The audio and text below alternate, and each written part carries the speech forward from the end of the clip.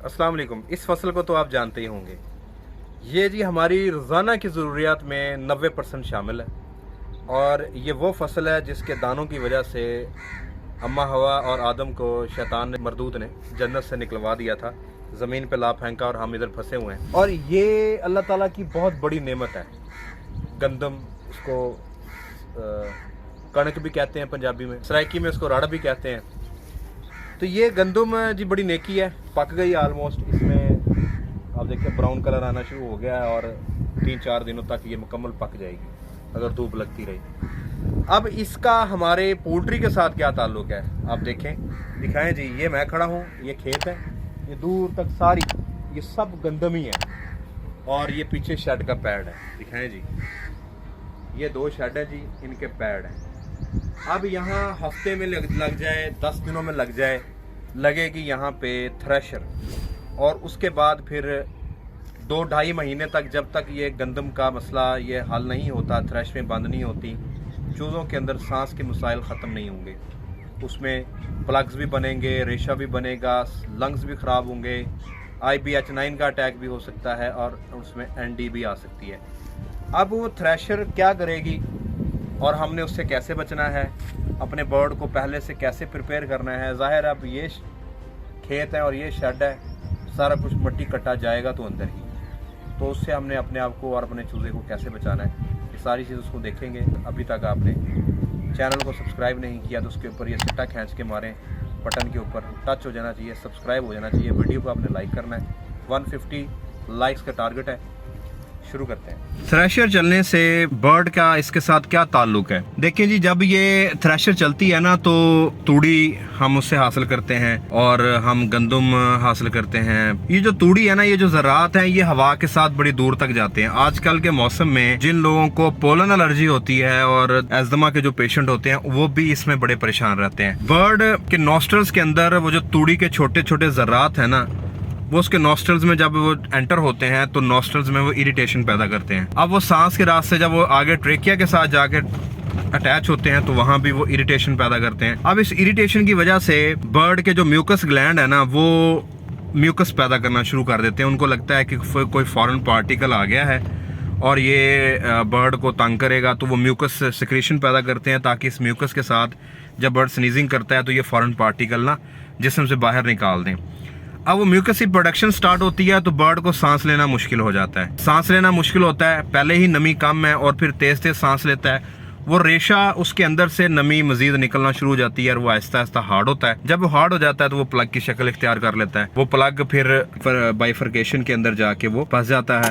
Suffocation की वजह से बर्ड की डेथ हो जाती है। अगर वो रेशा सख्त हो गया, प्लग नहीं भी बनता, फिर भी म्यूकस इतना ज्यादा हो जाता है कि बर्ड मुंह खोल के लंबी गर्दन करके सांस लेता है। उस सीन में उसके लंग्स भी कॉम्प्रोमाइज होते हैं। जब लंग्स कॉम्प्रोमाइज होते हैं तो फिर पूरी बॉडी कॉम्प्रोमाइज होती है। ऑक्सीजन बाकायदा ब्लड्स के जरिए पहुंच नहीं पाती जिस डिफरेंट ऑर्गन्स तक।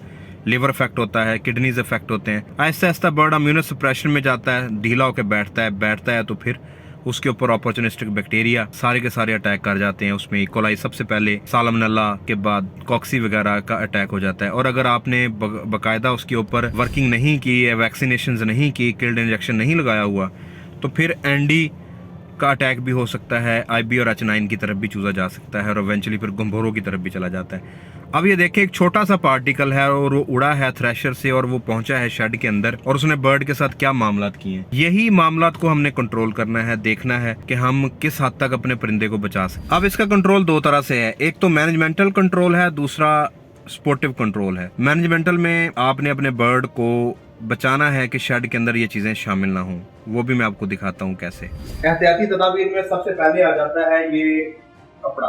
ये जी मलमल का कपड़ा है, बेल्ट्स के ऊपर आपने इस तरह से इसको लगा देना है और ये इतना ही बारीक लेना है। इसके अंदर से मिट्टी तो गुजर सकती है लेकिन जो गंदम का वो जर्रे होते हैं ना, जो गंदम की तूड़ी है ना, वो इनके ऊपर इससे अंदर दाखिल नहीं होगी। इसके बाद ये पैड अभी नहीं चल रहा, आज चूजा है हमारा दूसरे दिन का, भी हमने पैड नहीं खोले, लेकिन ये पैड खुलेंगे।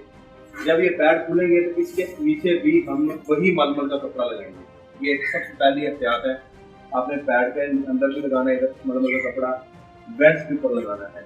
ये कंट्रोल है कि तूड़ी को आपने शेड के अंदर दाखिल कर, अब आपने मैनेजमेंट कर लिया। अब इसके साथ साथ आपने उसकी वेंटिलेशन को बेहतर रखना है, बर्ड को प्रॉपर ऑक्सीजन देनी है, और जो रैकिंग आप अंदर करते हैं, रैकिंग का टाइम भी आपने आगे पीछे करना है ताकि बर्ड मजीद स्ट्रेस में ना जाए। नमी का खास ख्याल रखना है, 55 से 60 नमी आपने रखनी है, दिन हो या रात। इसलिए रैकिंग को आपने जरा कम से कम ही रखना है, क्योंकि रैकिंग से फिर ये है कि बुरादा खुश्क होता है तो फिर नमी कम हो जाती है शेड के अंदर। पोर्टिव में ये है कि सबसे पहले तो आती है एलर्जी। जब भी वो ज़रात बॉडी के अंदर वो तूड़ी के दाखिल होते हैं नॉस्ट्रल्स के अंदर तो इरिटेशन पैदा होती है। आपने उस इरिटेशन को रोकने के लिए एंटी एलर्जिक देने हैं। उसमें जो मैं रिकमेंड कर रहा हूँ वो 8-8 घंटे है, आप उसको नोट करें। पहले 8 घंटे में आपने इनको दिन के टाइम पे आपने ऑर्गेनिक एसिड्स लाजमी देने हैं, 8 घंटे ऑर्गेनिक एसिड्स दें। 8 घंटे के लिए लिवर टॉनिक, विटामिन सी और इलेक्ट्रोलाइट्स दें। यानी कि विटामिन सी इम्यून बूस्टर का काम भी करेगा। अगर विटामिन सी नहीं डालना तो आप ई सेलेनियम डाल लें, कोई लाइजोजाइम डाल लें। अगले 8 घंटे जो रात के टाइम पे है आपने उसमें लाजमन ब्रोमहेक्सिन या एम्ब्रोक्सल, एसेंशियल ऑयल्स और एंटी एलर्जी का इस्तेमाल करना है। एंटी एलर्जिक में सीपीएम दे सकते हैं, एवल सिरप दे सकते हैं।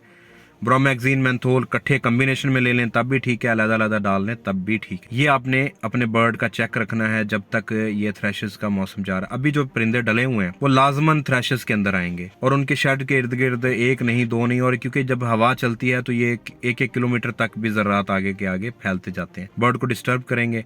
साथ में बर्ड की इम्यूनिटी का ख्याल रखना है। विरकोन एसिड और डिसइंफेक्टेंट्स का स्प्रे जारी रखें। जो परिंदे स्ट्रे बर्ड्स हैं इनका खास ख्याल रखना है, ये एंडी के वायरस को बहुत ज़्यादा फैलाते हैं। हवाओं के जरिए वायरस और ये ज़र्रात एक जगह से दूसरी जगह बहुत फैलते हैं। आपने खास ख्याल रखना है इम्यूनिटी का।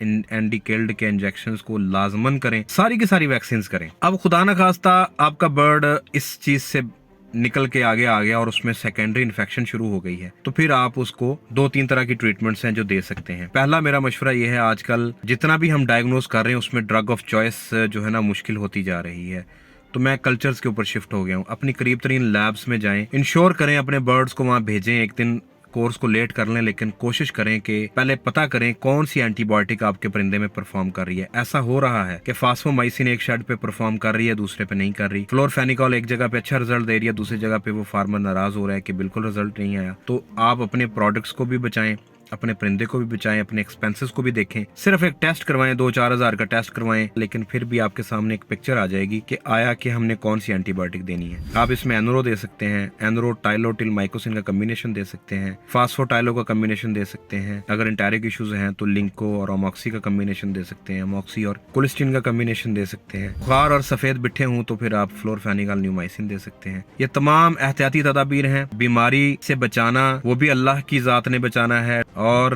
आपके बर्ड को शिफा देना भी अल्लाह का काम है। हम क्या कर सकते हैं, मैं आपको बता सकता हूँ, समझा सकता हूँ, और आप वो कर सकते हैं एहतियाती तदाबीर। आगे नसीब है, मुकद्दर है, लिखा होगा तो बीमारी आएगी, नहीं लिखा तो रुक जाएगी बीमारी। अपने बर्ड को आपने खुद देखना है। ऊंट या गाय को संगल के साथ बांध के आपने अल्लाह पे ट्रस्ट करना है, अल्लाह के भरोसे छोड़ना है, खुला छोड़ के नहीं। अपनी एहतियाती तदाबीर को करें। आपको ये वीडियो कैसी लगी, लाइक का बटन दबा के मुझे बताएं और वीडियो को ज़्यादा से ज़्यादा शेयर करें। अभी तक अगर आपने चैनल को सब्सक्राइब नहीं किया तो चैनल को सब्सक्राइब करें, बेल आइकन का बटन लाजमी प्रेस कीजिएगा। आप चाहते हैं मैं इस तरह का कंटेंट बनाता रहूं, मुझे सपोर्ट करें। आप एज लो एज $5 मुझे आप सपोर्ट कर सकते हैं patreon.com पे। आप मेरा व्हाट्सएप ग्रुप ज्वाइन कर सकते हैं और मुझे मेरे सोशल मीडिया हैंडल्स के ऊपर भी फॉलो कर सकते हैं। मेरे व्हाट्सएप नंबर पर रब्ता कर सकते हैं। मैं रिप्लाई देता हूँ।